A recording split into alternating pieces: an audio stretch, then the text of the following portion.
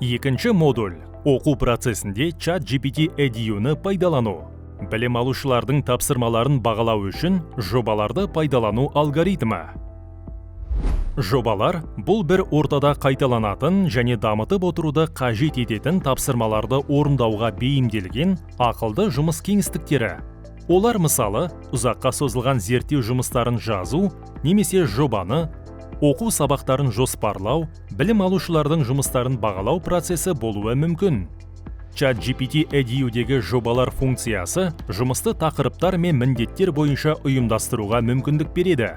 Әрбір білім беру ұйымы педагогтер қандай мәселені шешкісі келетінін анықтай алады.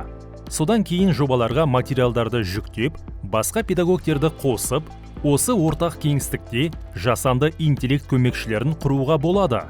Сондай-ақ, чаттарды топтастыруға, жеке нұсқаулар қосуға болады.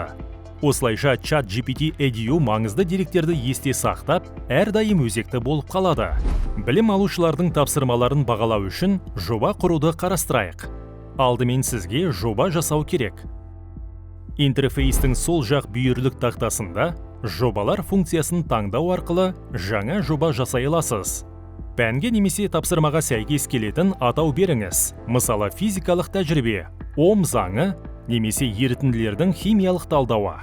Бұл барлық чаттарды, файлдарды және нұсқауларды белгілі бір тақырып аясында бір кеңістікте ұйымдастыруға көмектеседі. Сондықтан әрбір тапсырма үшін бөлек жоба болғаны ыңғайлы. Келесі кезекте бағалау критерийлері мен оқу материалдарын қосыңыз. Кез келген жобаға бағалау критерийлерін, жұмыс үлгілерін немесе әдістемелік нұсқаулықтарды қамтитын PDF файлдарды, электрондық кестелерді, құжаттарды немесе суреттерді жүктеуге болады. Осылайша ChatGPT EDU оларды жауаптарында пайдалана алады. Файлдарды жүктеу үшін жобаның негізгі экранындағы плюс батырмасын пайдаланыңыз. Нұсқаулар Instructions бөлімі арқылы ChatGPT EDU үшін нұсқауларды қосыңыз. Ол үшін 3 нүктені басып, жоба параметрлері бөліміне өтіңіз. Сіз нұсқаулардың көмегімен ChatGPT EDU-ден белгілі бір тақырыптарға назар аударуды, жауап бергенде белгілі бір тонды немесе форматты ұстануды сұрай аласыз. Мысалы, мынадай нұсқаулық беріңіз. Осы математикалық тапсырма бойынша оқушылардың жұмысын бағала, педагог ретінде әрекет ет. Берілген критерийлерді қатаң сақта және егжей-тегжейлі әрі конструктивті кері байланыс бер. Бұл нұсқаулар мен файлдар ChatGPT EDU-ге бағалау кезінде ескеретін контекстке айналады. Енді жоба чатында білім алушылардың жұмыстарын бағалаңыз. Жоба аясында әрбір білім алушының жұмысы үшін жаңа чат жасай аласыз. Оның жауабын, мысалы тапсырма мәтіні, файл сілтемесі және тағда басқа енгізіп, ChatGPT EDU-ден көрсетілген критерийлерге сәйкес талдап, бағалауды сұраңыз.